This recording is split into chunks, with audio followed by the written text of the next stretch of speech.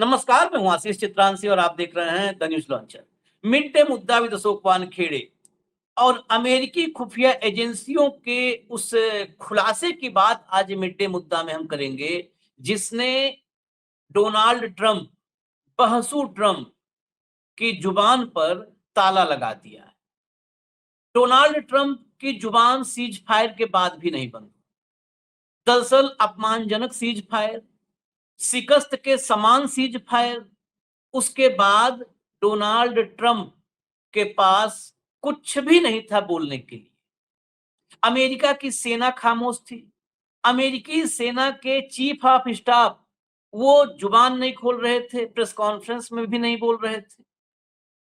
अमेरिकी खुफिया एजेंसियां, अमेरिकी सांसद, सीनेटर, अमेरिकी प्रतिनिधि सभा के सदस्य, सब के सब ट्रंप के एडवांस रिपोर्ट कर रहे थे। मतलब ट्रंप के खिलाफ उनकी भावना भी थी और उनकी जुबान भी थी। यहां तक कि प्रतिनिधि सभा में ट्रंप के खिलाफ महाभियोग प्रस्ताव इनिशिएट हो गया।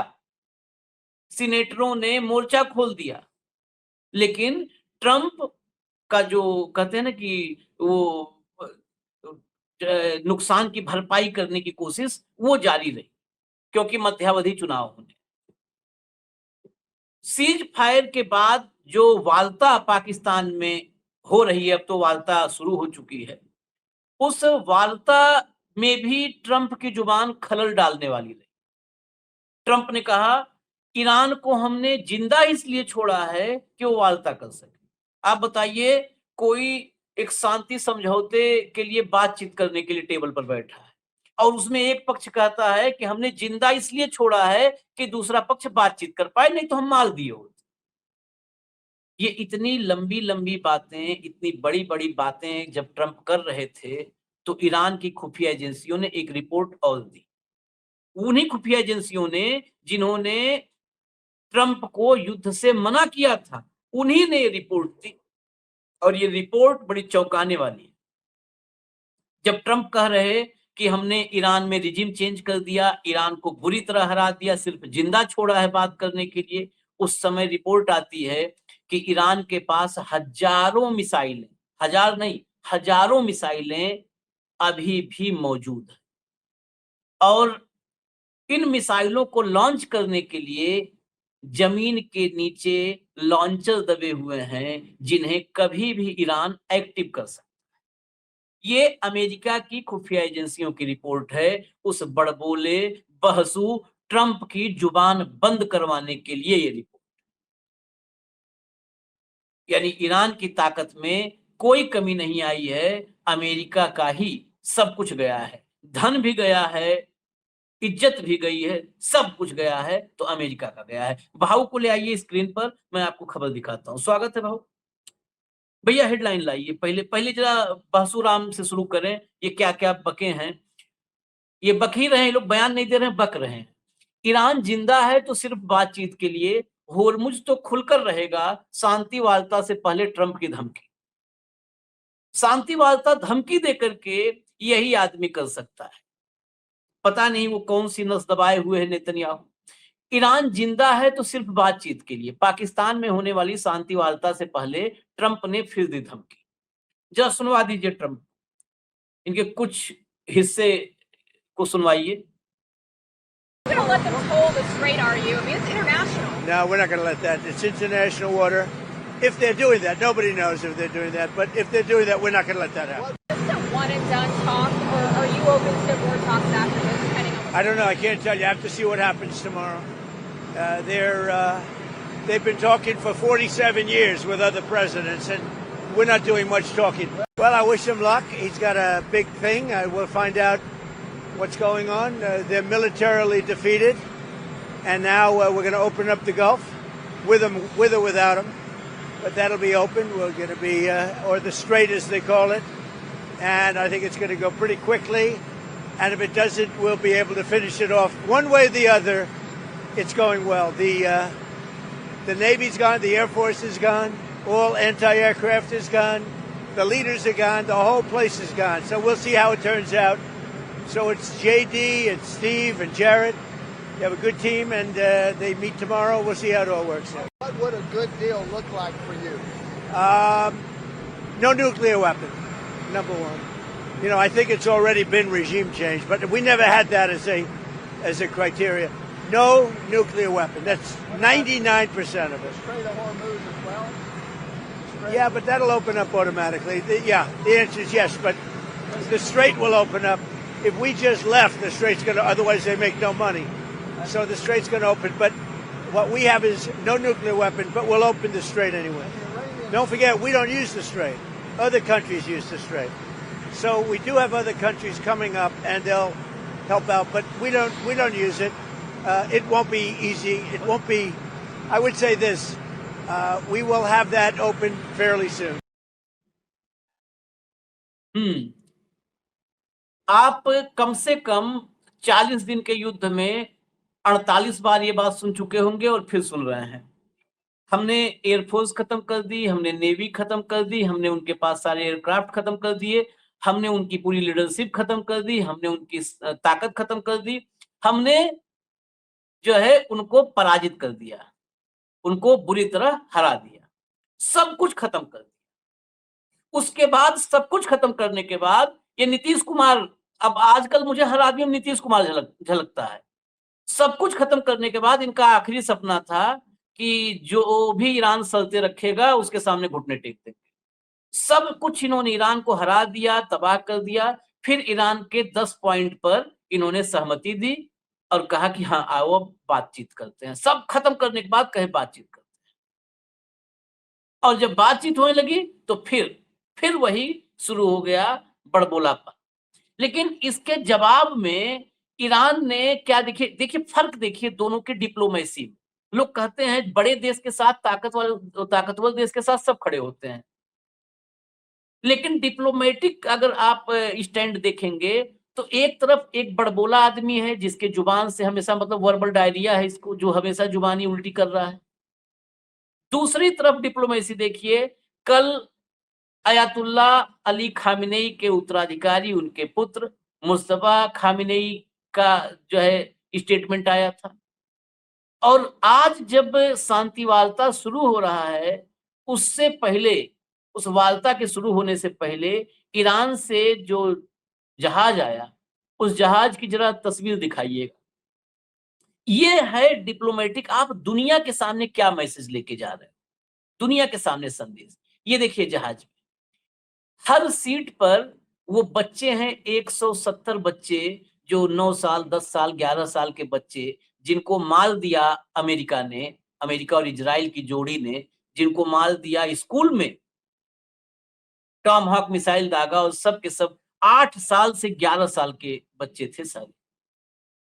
उन 170 बच्चों की फोटो, उनके खून से लथपथ बैग जो बसते थे, वो एक सीट पर जहाज में रखा है, और दुनिया ये देख रही है।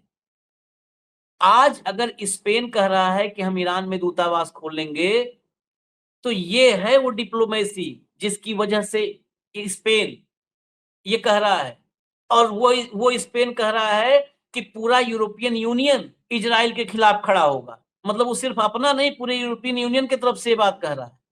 ये डिप्लोमेसी है। ये गालिबाफ जो वहां पर मुख्य वार्ताकार हैं, लीड कर रहे हैं, गालिबाफ जो ईरान की संसद के स्पीकर हैं, वो खुद इस पोस्ट को उन्होंने किया, और एक उस पर लगाते हुए आंखों में आंसू, और ये दुनिया के सामने फर्क देखिए। पहले मैं यहीं पर फिर आऊंगा इंटेलिजेंस रिपोर्ट पर, पहला सवाल यहीं पर, इंटेलिजेंस रिपोर्ट, इसके बाद जोड़ेंगे। भाऊ, दोनों के डिप्लोमेसी में लोग कहते हैं बहुत डिप्लोमेसी तगड़ी है अमेरिका की। ये डिप्लोमेसी तगड़ी है, या कहते हैं ना कि जबरा मारे रोवेन दे वाला हाल, हम लोग का कहावत है कि ताकतवर है तो जिसको मन होता है मारता है, रोने नहीं देता है, पकड़ के रखता है। और कुछ लोग ऐसे होते हैं जो खुद ही सरेंडर कर जाते हैं, 56 इंच की छाती वाले लोग होते हैं, सरेंडर कर जाते हैं, खुद ही लौट जाते हैं पाँव में। डिप्लोमेसी देखिए दोनों की, उसकी जुबान बदजुबानी, बदतमीजी, और इधर देखिए सिंपल से एक तस्वीर, विजुअल। आशीष जी, डिप्लोमेसी उसे कहते हैं कि जो आप अपने संबंधों को, आप अपने बाकी विश्व के तमाम देशों के संबंधों को यूज करते हुए आप कोई रास्ता ढूंढते हैं या आप संबंध बनाते हैं, उसको डिप्लोमेसी कहते हैं। ताकत के भरोसे कि इंडिया अमेरिका है the strongest army, we can do anything, ये डिप्लोमेसी नहीं है।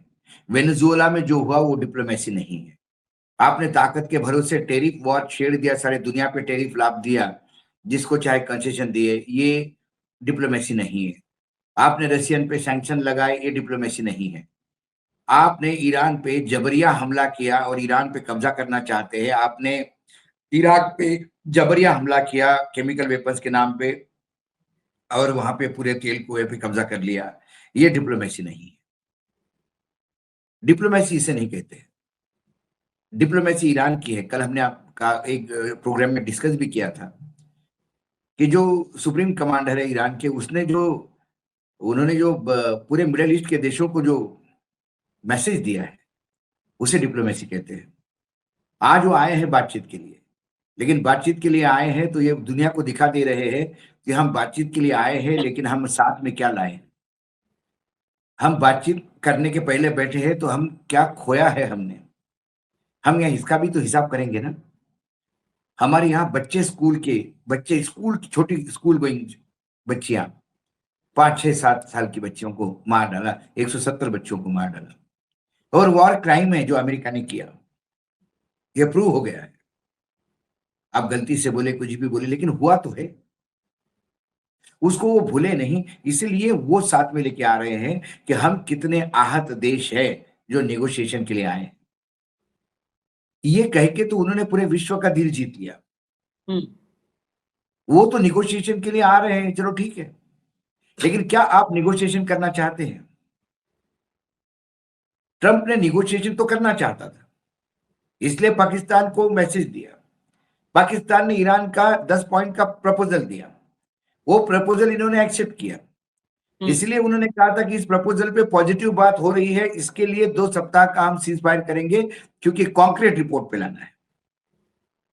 लेकिन जैसे ये सीज फायर के लिए तैयार हो गए, इजराइल ने फिर डंडा किया और अमेरिका ने पूरा ओंधे मुंह गिर गया, और अमेरिका फिर चाहे उलूल जुलूल बात करने लगा। हाँ। उलूल जुलूल बात करने लगा। ये आदमी की हार्मोज पे क्या है, आज बोल रहा है कि हम हार्मोज खोलेंगे कैसा भी करके, ईरान चाहे नहीं चाहे। कुछ दिन पहले बोल रहा था कि हार्मोज को हमारे को लेना देना ही नहीं है। कल फिर बोलेगा कि यार जिसको तेल निकालना है हार्मोज से, वो अपना भरोसे निकाल ले, अपने नेवी के भरोसे, हमें कोई लेन देन नहीं। तो आप निगोशिएशन उसके साथ कर सकते हैं आशीष जी, जो एक वक्तव्य पे तय रहे। आपके सामने सरेंडर नहीं किया है ईरान ने। ये सरेंडर की हमारे यहाँ शिमला अकॉर्ड हो गया था। शिमला में जब भुट्टो बात करने आए थे इंदिरा जी से, तो वो सरेंडर करने वाले एक देश की तरफ से आए थे। उनके पास कहने के लिए कुछ नहीं था, भारत को लादने के लिए बहुत कुछ था।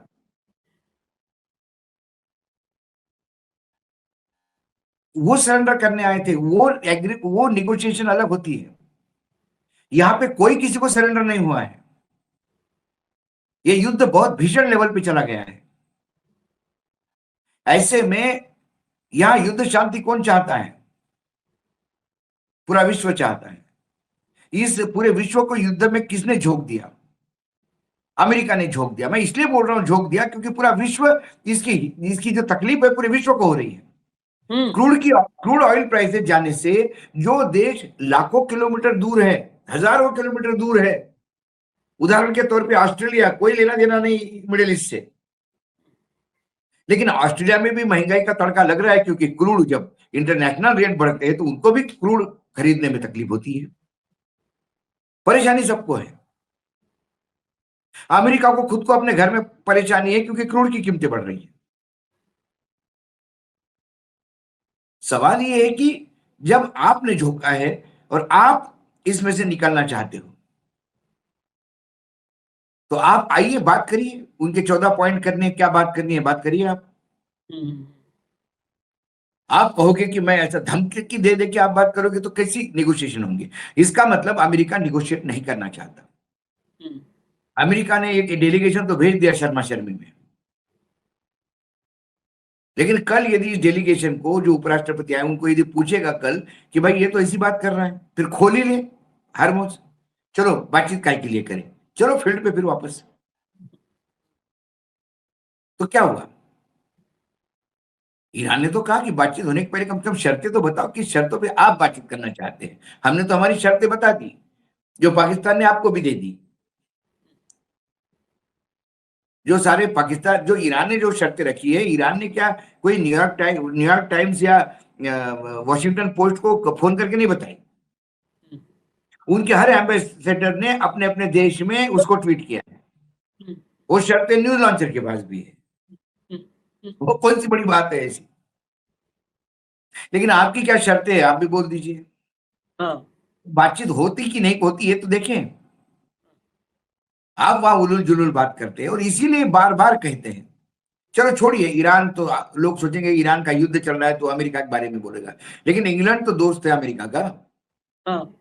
इंग्लैंड लोग कहता है कि यार हम नेगोशिएशन टेबल पे हम बैठे थे और ये आदमी ने बमबारी शुरू कर दी, किस मुंह से नेगोशिएशन करेंगे? क्या जवाब देंगे ईरान को हम? वो कहेंगे कि भैया तुम नेगोशिएशन टेबल पे हो और हमारे यहाँ बम फेंक रहे हो, कैसे करेंगे नेगोशिएशन?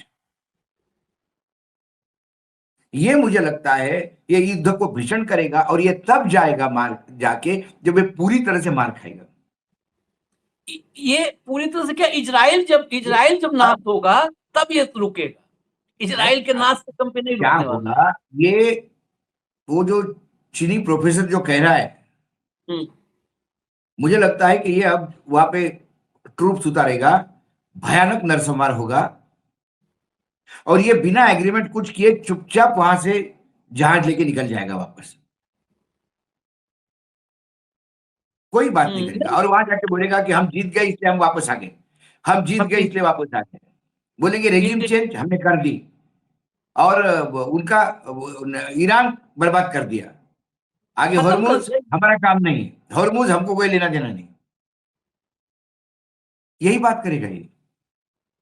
देखिए होर्मुज, आज ही रिपोर्ट है, वेस्टर्न मीडिया की रिपोर्ट है, ये होर्मुज खोल दूंगा। हम तो कह रहे हैं कि इनको एक बार खोलने ही आना चाहिए होर्मुज में। अब तो ईरान भी होर्मुज खोलने के लिए वक्त ले रहा है। वजह यह है कि जो माइंस उसने बिछाई थी, वो माइंस अब तलाशनी पड़ रही है हटाने के लिए, और ये तमाम तो समुद्री नहरों में दाएं बाएं हो गए। हाँ। वाटर में और जमीनी माइंस में प्रॉब्लम होता है। हाँ। वाटर में फ्लोटिंग माइंस होती है, वो हाँ। पोजीशन चेंज कर सकती है। हम्म। लेकिन आपको पता है कि यहाँ रखिए तो इसका एक 100 मीटर के दायरे में ही आपको मिलेगी। कितनी नंबर तो पता है आपको, ताकि आप जब डी माइनिंग करेंगे वहां से, तो यदि आपने 500 माइंस वहां डाली है तो कम से कम 500 तो निकालेंगे आप बाहर। 450 निकाली तो 500 तलाशोगे कहाँ है। हाँ। होगा तो सही। तो नहीं, उनकी अच्छा, ये ईरान ने पहले भी कहा था, ईरान ने जब सीज फायर को वेलकम किया था, वो पत्र देखिए आप, पत्र में क्या कहा उन्होंने। उस पत्र की आखिरी 2 लाइन देखिए। पत्र की आखिरी 2 लाइन उन्होंने कहा कि हम होर्मुज खोलेंगे लेकिन वो आर्मी के कंट्रोल में रहेगा और टेक्निकली थोड़ा सा उसमें इशू रहेगा। हाँ। उस दिन भी हमने डिस्कस किया था, टेक्निकल इशू ये रहेगा कि पहले होर्मुज से 250 जहाज रोज निकलते थे, अब वो 250 जहाज निकल नहीं पाएंगे। अभी 1-1, 2-2, 3-3, 4-4, 5-5 निकलते हैं। हो सकता है 20-25 निकले, लेकिन एक तय शुदा रूट से निकलेंगे। आपका जब तक एग्रीमेंट पूरा नहीं होगा तब तक डीमाइनिंग कौन करेगा? ईरान मूर्ख है। आज डीमाइनिंग हाँ। करेगा, फिर कल माइनिंग करेगा, फिर डीमाइनिंग करेगा, फिर माइनिंग करेगा, यही बचा काम उसके पास। आप कुछ कॉन्क्रीट सॉल्यूशन पे तो आइए। आप तो यहाँ हर आधे घंटे बाद आप वक्तव्य बदलते हैं आपका। कैसे डिमाइनिंग कर ले।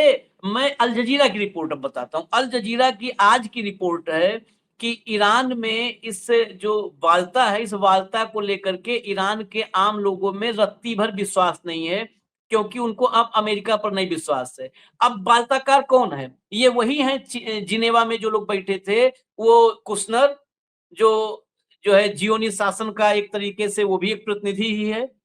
कुशनर है, वो प्रॉपर्टी डीलर बिटकॉफ है।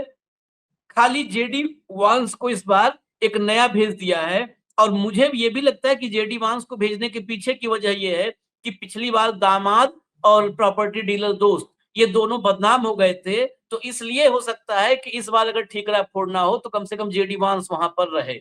नहीं तो वो दोनों उसके अपने हैं, एक दामाद है और एक दोस्त है प्रॉपर्टी डीलर, ये दोनों हमारे पकड़े जाते हमारे हमारे दर्शक ये कह सकते हैं कि जब ईरान की जनता भी नहीं चाहती और ईरान को भी विश्वास नहीं, तो फिर ईरान क्यों जा रहा है?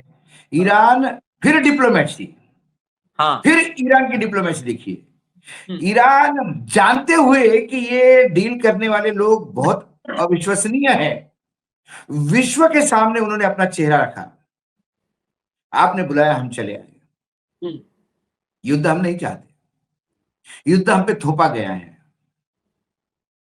युद्ध हमने नहीं किया शुरू, अमेरिका ने किया। और ये बोला अमेरिका ने कि यदि हम नहीं बम्बार्डिंग करते तो वो करके हमको निपटा देते। हम्म, हमने तो कभी निपटाने की बात ही नहीं की थी। अमेरिका से हमारी कोई दुश्मनी भी नहीं है। तो चलो ठीक है, आप सीज फायर करने आते हैं भाई, हमारा तो विश्वास नहीं है, लेकिन दुनिया के सामने उन्होंने अपनी सिंपैथी गेन की आके। ये फिर मिसफायर होगा। तो आज जब निगोशिएशन टेबल पे, मीटिंग पे लोग बैठे हैं और डोनाल्ड ट्रंप का उलूल जुलूल वक्तव्य आता है, तो पूरे विश्व में डोनाल्ड ट्रंप विलन साबित हो रहे हैं।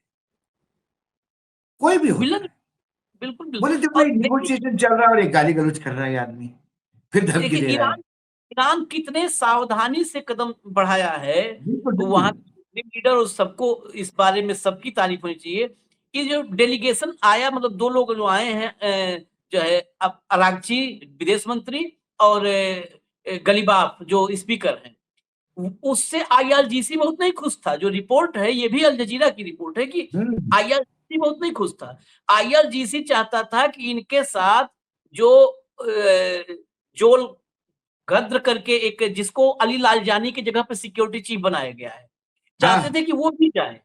जोल बाघरी जोल गद्र करके नाम कुछ है, सही एग्जैक्ट हाँ। प्रोनाउंसिएशन नहीं होगा। हाँ, जिसको नया लालजानी की जगह पे बनाया गया है। लेकिन जो है, ईरान ने किसी तरह, ईरान के बाकी लीडर्स ने आईआरजीसी को हैंडल किया, मनाया उनको, मना करके, क्योंकि आईआरजीसी ही ईरान चला रही है, उसको मनाया आईआरजीसी को। आईआरजीसी के जो सुप्रीम कमांडर हैं, उनको मनाया कि नहीं, जोल गद्र को नहीं ले जाना ठीक है।